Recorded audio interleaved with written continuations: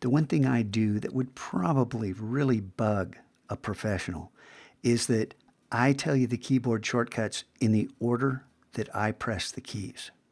I see this as a logical way to remember things because it's muscle memory.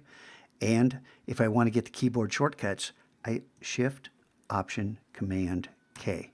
Gets me the keyboard shortcuts and menu item. So I hit Cancel, Edit, Keyboard Shortcuts. Look how it's written. Option, Shift, Command, K. So does it matter? Does it really matter? For me, no. For some of you, maybe. But the idea is we are going to set keyboard shortcuts inside this dialog box, and we're going to bring it up in every single video. And from here on out, it's just going to magically appear because I'm just going to hit that. I'm not going to tell you where it is.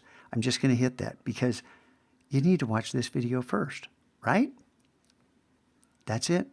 Learn that shortcut. Practice it right now. Hit Escape, Shift, Option, Command, K. Hit Escape, Shift, Option, Command, K. Hit Escape,